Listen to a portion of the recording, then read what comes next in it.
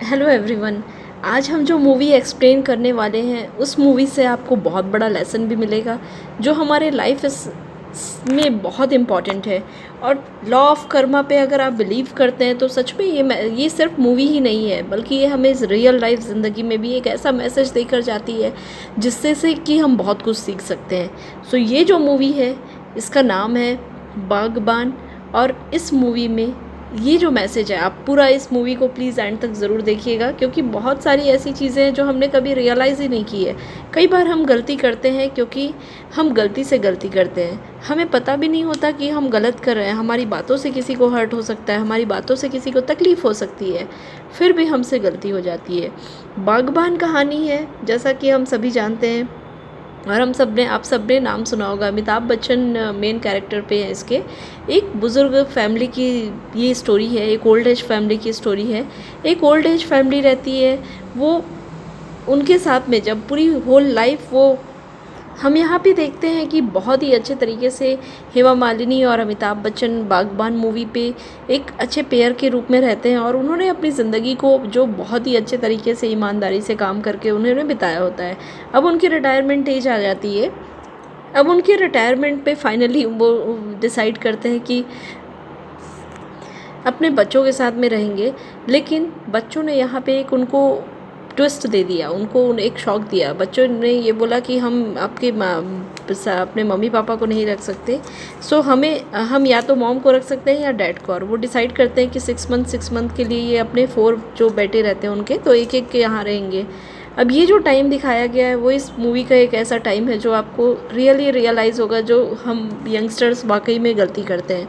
कई बार ऐसा होता है, मिडिल स्टेज पे इस मूवी पे दिखाया गया है कि जब अमिताभ बच्चन, देखिए, एक बच्चे को कितने अच्छे से एक फैमिली, एक लाइफ के बारे में अगर आप सोचेंगे, एक ह्यूमन के बारे में सोचेंगे। आज हम सबके भी, अगर आपके फैमिली में भी बच्चे हैं, आपके खुद भी बच्चे हैं, तो आप कितनी कितनी केयर करके उस बच्चे को आप बहुत अच्छे से अपनी खुशियों को छोड़कर, अपनी सारी चीज़ों को छोड़कर, अपनी पूरी ज़िंदगी की पूंजी लगाकर उस बच्चे को बड़ा करते हैं।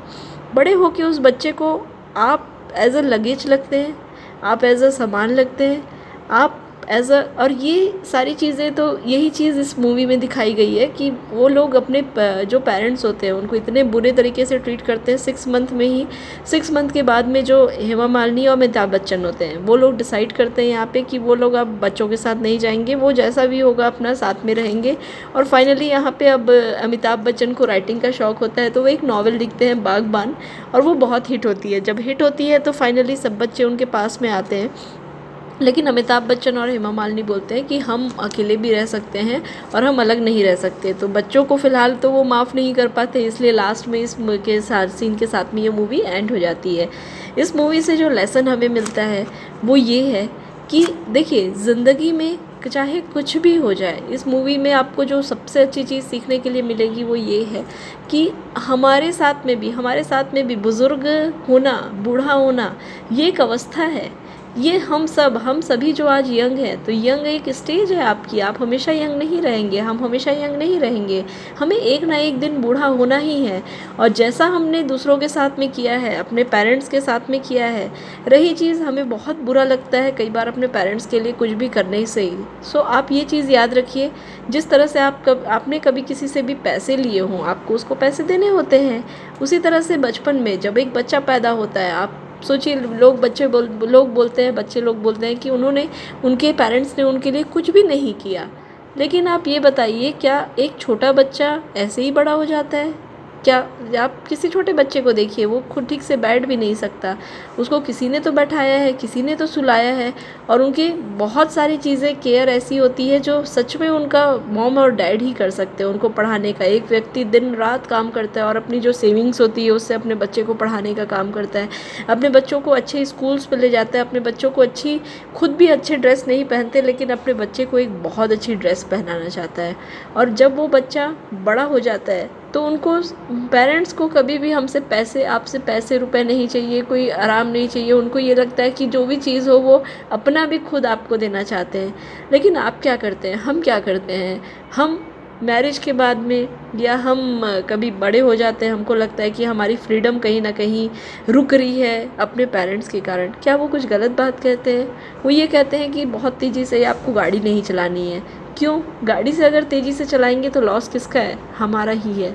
और इस दुनिया में केवल पेरेंट्स ही हैं। आप हमेशा याद रखिएगा, चाहे आप कुछ भी कहिए, बिना किसी मतलब के, बिना किसी मीनिंग के अगर कोई आपके साथ में रहता है तो वो सिर्फ़ और सिर्फ पेरेंट्स ही हैं, जो सिर्फ आपको देने के लिए आपके साथ होते हैं।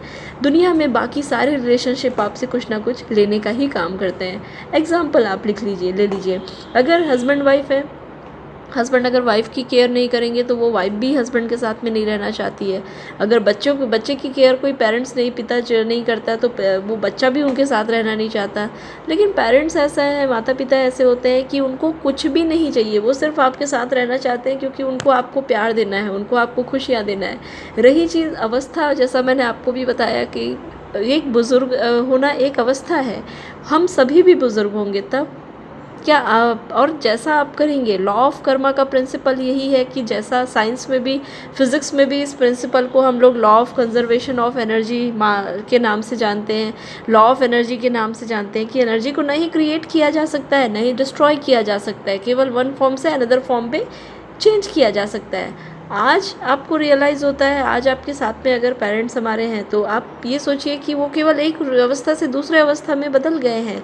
तो जिस तरह से आप बचपन में अपने पेरेंट्स को केयर किया करते थे, जो आपके लिए आपकी दुनिया होते थे, हमारे लिए हमारा सब कुछ होते थे, हमें वही रिस्पेक्ट के साथ में उनको उनके ओल्ड एज में भी देना चाहिए, उससे से ज़्यादा देना चाहिए। क्योंकि अब ये स्टेज है, देखिए, जब उनको केयर की ज़रूरत है बिना बोले, क्योंकि वो अब कभी भी आपको तकलीफ़ हो जाए इसलिए वो कुछ बोलेंगे नहीं, तो आपको बहुत सारी चीज़ें समझनी भी है। कुछ भी ना दे सकते हैं तो हम कम से कम सम्मान और कम से कम अपना साथ तो दे सकते हैं। अपने पेरेंट्स को साथ देना क्यों, और ये भी चीज़ है क्योंकि हमने साथ लिया है, हमने 18 सालों तक अपनी हर एक चीज़ के लिए हमारे पेरेंट्स पे ऊपर डिपेंड थे, और उन्होंने हमारी हर ख्वाहिशें, हर चीज़ हमें इस दुनिया में लाकर इस दुनिया में इस काबिल बनाया कि हम कुछ कर सकें, हम इस सोसाइटी पे रह सकें। सो ये चीज़ हमें उनको रिटर्न करनी है। सो ये जो मूवी है, ये मैसेज उसी का ही देती है। और मेरा आप सभी सबसे रिक्वेस्ट है, जो भी आप ये वीडियो को देख रहे हैं और सुन रहे हैं, कि आपको इस मूवी के मैसेज जो दिया गया है, आप डेफिनेटली जाके इस मूवी को देखिए और अपने आप से आपको क्वेश्चन ये पूछना है कि मैंने जो चीज़ ली है अपने पेरेंट्स के लिए, सो कम से कम आप उनको इतना तो आपको ये अपने फ़र्ज़ को कंप्लीट हम कर सकते हैं। एक्स्ट्रा कुछ भी वो खुद चाहते भी नहीं है। अगर आप, और दूसरी चीज़ ये भी है कि अगर आप अपने पेरेंट्स के लिए कुछ करते हैं तो अल्टीमेटली आपके साथ बहुत अच्छी चीज़ें होंगी। आप देखिए कि खुशी, संतुष्टि जो होती है, कई बार ऐसी चीज़ें हमारे साथ में होती है कि जो हमारे कंट्रोल पे नहीं होती है। तो वो क्यों होती है? Because of the blessing of the parents. So ये मूवी थी बागबान, और ये मैसेज के साथ में मैंने स्पेशली ये वीडियो बनाया इस मैसेज के लिए। Thank you for watching and please subscribe our channel. We need your support, lots of your support. Please give us support. Thank you for watching it. Thank you.